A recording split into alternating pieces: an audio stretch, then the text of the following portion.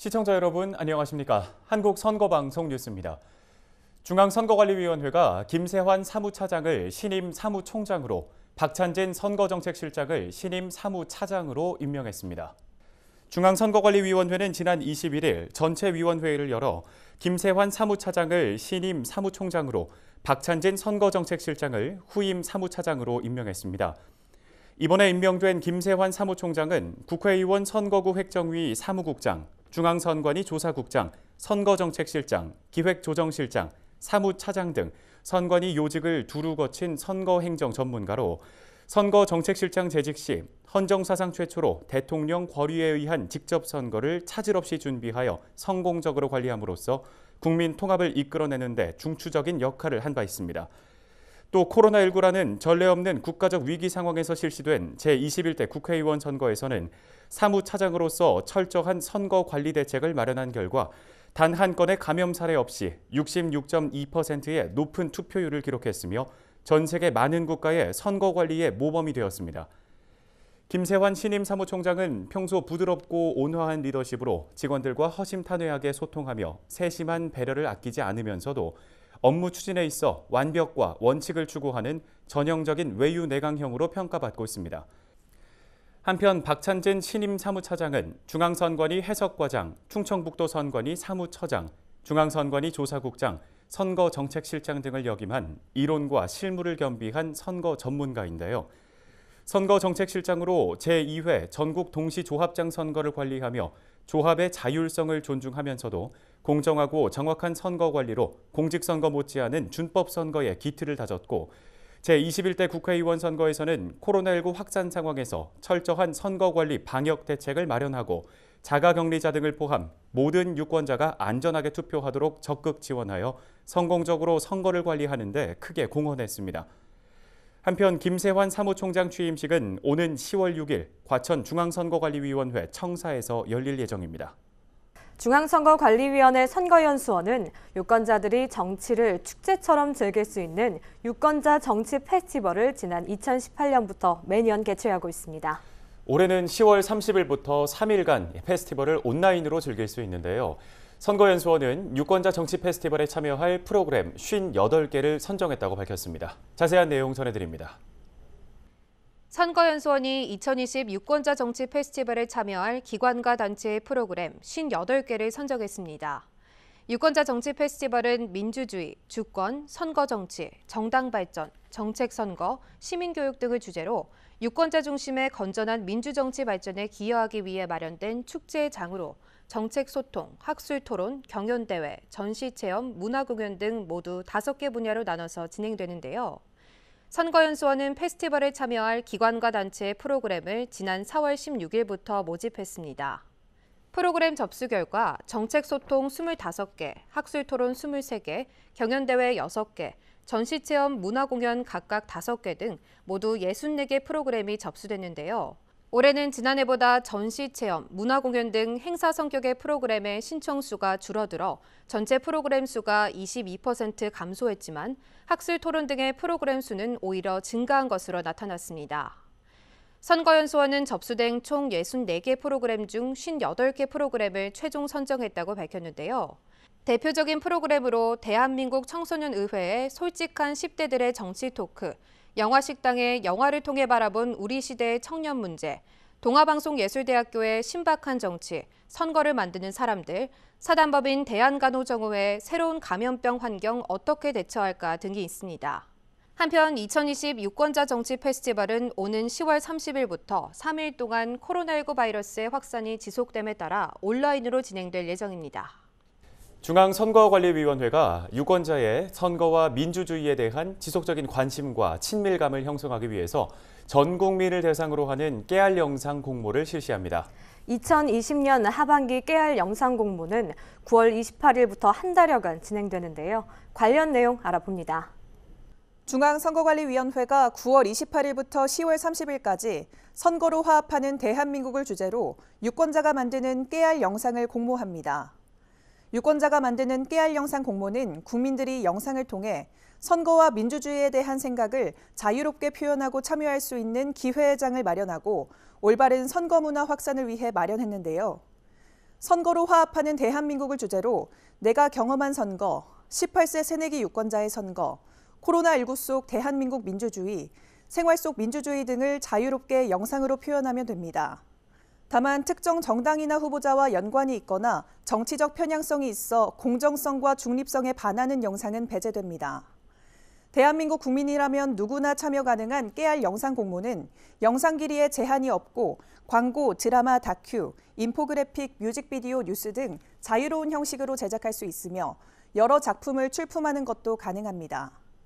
공모 영상은 10월 30일까지 깨알 영상 공모 작품 접수 페이지로 제출하면 됩니다. 응모한 영상은 내외부 심사위원회의 공정한 평가를 거쳐 수상작이 결정되며 대상 및 최우수상에는 상금과 중앙선거관리위원회 위원장상을, 우수상과 장려상에는 상금이 수여됩니다. 깨알 영상 수상작은 한국선거방송을 통해 방영되며 중앙선거관리위원회 유튜브 등 공식 SNS에 게시될 예정입니다. 한국선거방송 뉴스 정수연입니다. 정치 자금을 정당이나 정치인에게 후원함으로써 깨끗하고 건강한 정치 문화를 만드는 것이 바로 정치 후원금입니다. 이 정치 후원금을 선거관리위원회의 정치 후원금 센터를 통해 기부할 수 있는데요. 정치 후원금과 정치 후원금 센터와 관련된 내용 자세히 알아봅니다.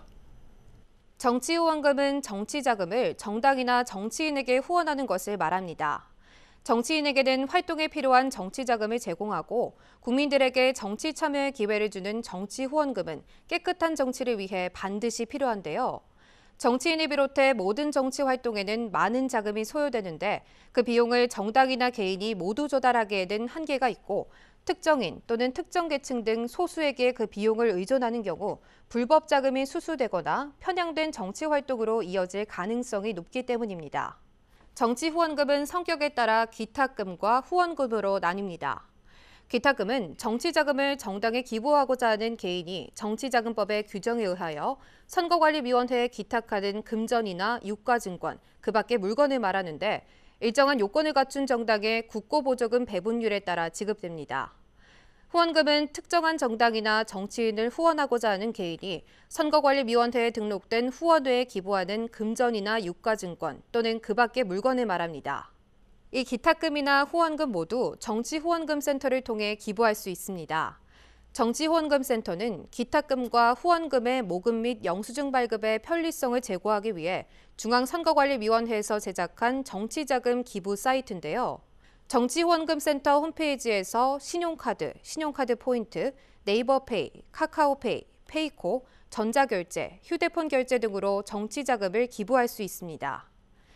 또 인터넷 뱅킹이나 폰뱅킹을 통한 계좌이체로 직접 기부할 수 있는데 기탁금은 선거관리위원회 계좌로, 후원금은 기부하고자 하는 정치인의 후원의 계좌로 이체하면 됩니다. 한편 정치후원금은 조세특례제한법이 정하는 바에 따라 연말정산에서 혜택을 받을 수 있습니다. 10만 원까지는 전액을, 10만 원을 초과하는 금액은 정해진 기준에 따라 세액공제가 가능합니다.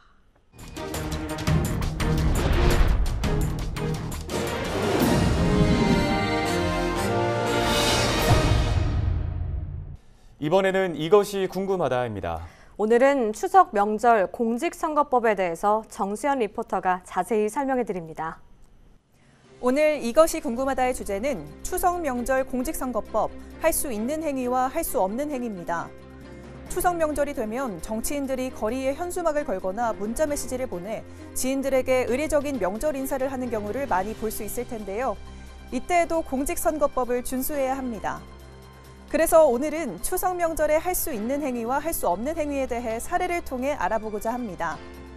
공직선거법은 정당, 기관, 단체, 시설이 민속절에 그 명의를 표시한 간판, 현판, 현수막을 해당 사무소에 게시할 수 있다고 규정하고 있고 추석 등 명절의 의례적인 인사말을 선거구민에게 컴퓨터 및 컴퓨터 이용 기술을 활용한 자동 동보통신의 방법으로 문자 메시지를 전송할 수 있다고 규정하고 있습니다. 이러한 규정에 따라 국회의원이나 지방의회 의원이 추석 명절을 맞아 직과 성명을 밝혀 귀성 환영 현수막을 의원 사무소 외벽에 게시할 수 있습니다. 정당은 명절 현수막을 해당 정당에 당사해 지방자치단체는 선거일 전 180일 전에 지방자치단체장의 직과 성명이 표시된 의례적인 명절 현수막을 지자체 청사의 외벽에 게시할 수 있습니다. 또한 누구든지 의례적 인사말을 음성, 화상, 동영상 등을 포함한 문자 메시지로 전송할 수 있고 카페, 블로그, 인터넷 홈페이지 또는 그 게시판, 대화방 등에 선거운동을 포함한 명절 인사에 관한 글이나 동영상을 게시할 수 있으며 트위터, 페이스북, 카카오톡 등으로도 선거운동을 포함한 명절 인사를 전송할 수 있습니다. 지방자치단체 SNS 및 홈페이지 초기 화면에 해당 지자체장의 의례적인 명절 인사문 또는 동영상을 게시할 수도 있습니다. 국회의원은 연화장 형태의 의정보고서를 발송하거나 재래시장 및 상가를 방문하여 의정보고서를 배부할 수 있습니다. 하지만 당선이나 낙선을 목적으로 문자메시지, 인터넷 홈페이지, 전자우편을 이용하여 후보자가 되려는 사람 및 그 배우자 또는 직계 존비속이나 형제자매에 관하여 허위사실 공표, 비방 등 공직선거법에서 제한, 금지하는 내용을 게시, 전송하거나 퍼나르는 행위, 법 규정을 준수하지 않고 여론조사를 공표하는 행위 등은 할 수 없습니다. 또 후보자가 되려는 사람이 명절 인사를 빙자하여 특정 선거에 출마할 의사를 밝히면서 지지를 부탁하는 등 명시적인 선거운동 내용이 담긴 현수막을 게시하거나 인사장을 발송할 수 없습니다. 이번에는 명절에 선물이나 금품 제공 등과 관련해서 할 수 있는 행위와 할 수 없는 행위를 살펴보겠습니다.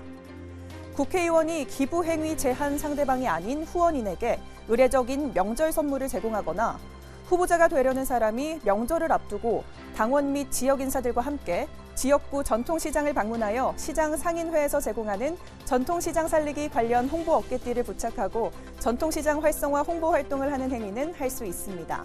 또한 자선 사업을 주관 시행하는 단체가 주최하는 명절맞이 저소득장애인 위문품 나누기 행사에 정치자금으로 후원금을 기부하거나 종합사회복지관에서 운영하는 벼룩시장 내 명사 코너에 직성명을 공개하여 1인당 한두 개 정도의 물품을 기증하는 행위도 할 수 있습니다. 하지만 국회의원이 의원사무소를 방문하는 선거구민에게 기념품 또는 선물을 제공하거나 비례대표 국회의원, 비례대표 지방의회 의원이 동료 의원이나 소속 정당의 직원에게 명절 선물을 제공하는 행위, 선거구민 또는 선거구민과 연고가 있는 자를 대상으로 귀향, 귀경버스를 무료로 제공하거나 대합실 등에서 다과 음료를 제공하는 행위, 관내 경로당과 노인정 등의 명절 인사 명목으로 사과 등 과일 상자를 제공하는 행위 등은 할 수 없습니다. 한편 추석 명절에 정당의 정책 홍보물 배부와 관련해서 정당은 자당의 정책이나 정치적 현안에 대한 입장을 홍보하는 인쇄물을 거리에 배부하거나 현수막 등을 가두에 게시하거나 명절 귀성객들에게 정책 홍보물을 배부하는 행위도 할 수 있습니다. 어떠세요? 추석 명절에 할 수 있는 행위와 할 수 없는 행위에 대해서 이제 자세히 아셨죠? 지금까지 이것이 궁금하다였습니다.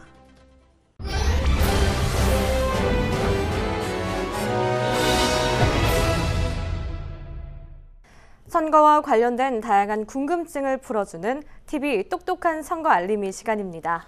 이번 시간은 유형별 불공정 선거 보도 사례에 대해서 알아볼 텐데요. 김서영 리포터가 전해드립니다. 오늘 TV 똑똑한 선거 알림의 키워드는 유형별 불공정 선거 보도 사례입니다. 인터넷의 많은 정보는 언제 어디서나 수많은 사람들이 함께 이용하는 것을 가능하게 해줍니다. 동시에 인터넷에서 급속도로 확산되는 정보들은 제어가 어렵기 때문에 잘못된 정보에 대해 신속하고 적절한 대응이 이루어지지 않으면 큰 피해가 발생하는데요. 특히 정당이나 후보자는 무분별하고 불공정한 인터넷 선거 보도로 인해 치명적인 피해를 입을 수 있습니다.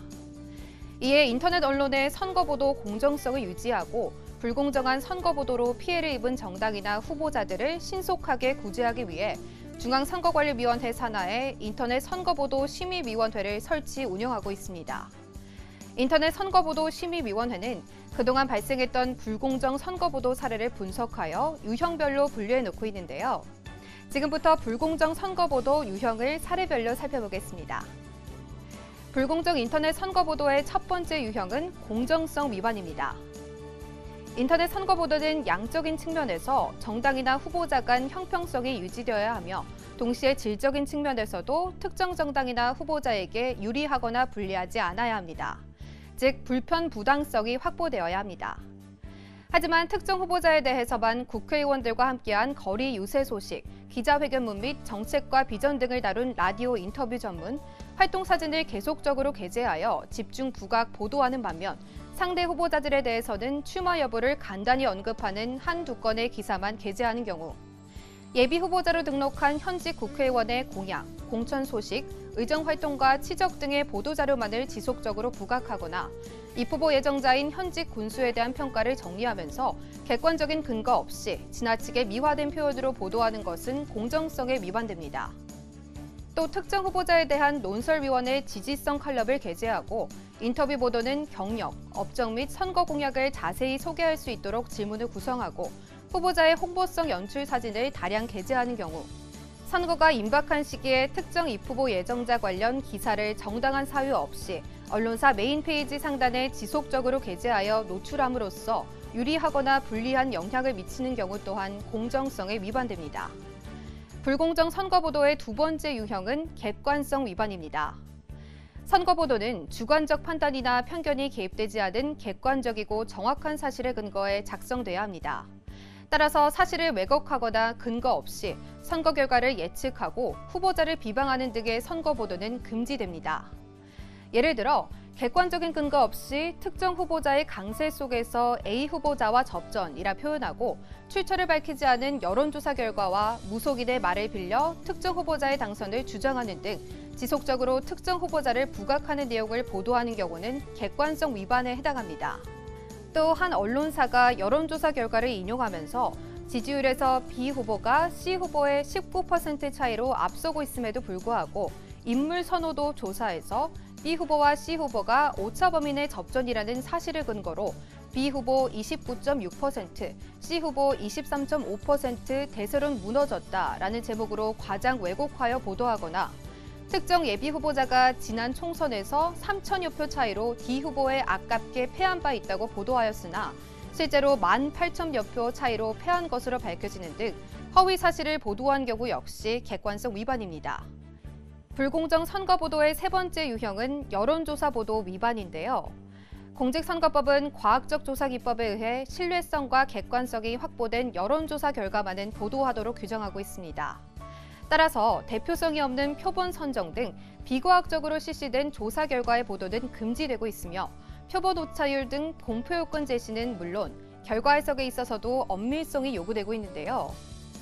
한 신문사가 여론조사 결과를 보도하면서 해당 결과가 표본 오차 범위 내임에도 불구하고 앞섰다, 승리, 1위 등의 단정적인 표현으로 유권자를 오도할 수 있는 보도를 하는 경우, 여론조사 결과를 그 조사의 전체 여건과 현저히 다른 여건을 가진 상황에 대해 임의로 적용한 보도, 정당이나 후보자 간 여론조사 결과를 동영상, 그래프, 그림, 표 등을 이용해 그 차이를 과장 또는 축소하여 나타낸 보도, 피조사자가 조사 대상의 전 계층을 대표하지 못하는 등 여론조사의 공정성이나 정확성에 상당한 의심이 있음에도 그 결과를 공표한 보도 역시 여론조사 보도 위반 유형에 해당합니다.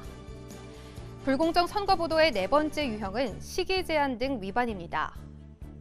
공직선거법은 시기에 따라 후보자의 방송 출연을 제한하거나 후보자의 명의가 나타난 칼럼이나 저수를 게재할 수 없도록 하고 있으며 법에서 허용하는 이외에 선거운동 광고를 금지하고 있는데요. 선거일 전 90일부터 후보자 명의가 드러나는 칼럼을 게재할 수 없음에도 불구하고 모 신문이 선거에 출마하는 예비 후보자의 명의가 드러나는 기고문을 게재하는 경우, 선거 기간 중 특집 등 기획 보도를 통해 특정 정당이나 후보자를 유리하게 하거나 불리하게 하는 경우도 이 시기 제한 등의 위반에 해당합니다.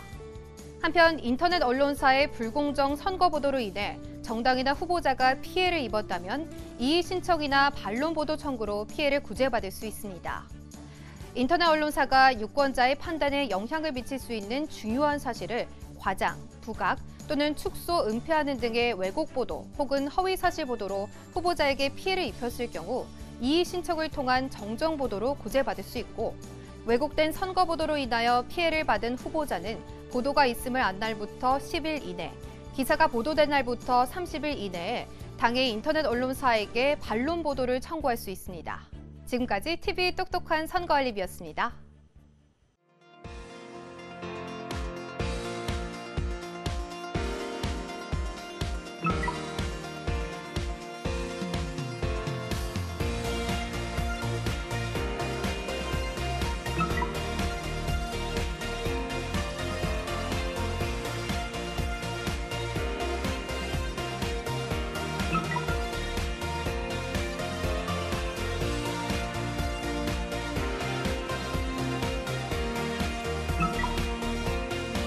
3, 2, 1.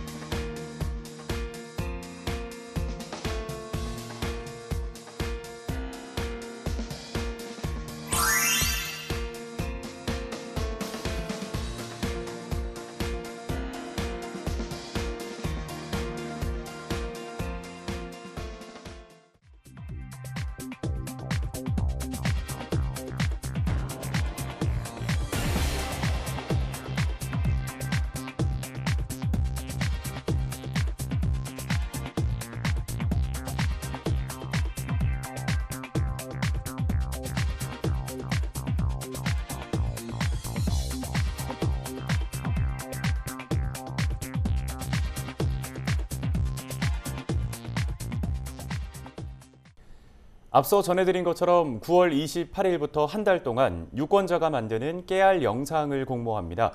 선거로 화합하는 대한민국이라는 주제로 선거와 민주주의에 대한 생각을 자유롭게 영상으로 표현하면 되는데요. 대한민국 국민이라면 누구나 참여할 수 있고 영상 길이나 형식에 제한이 없습니다. 유권자에게 선거와 민주주의에 대한 지속적인 관심과 친밀감을 형성할 수 있는 계기가 될 수 있도록 많은 분들의 관심과 참여 부탁드립니다. 오늘 한국선거방송 뉴스는 여기까지입니다. 시청해주신 여러분 고맙습니다.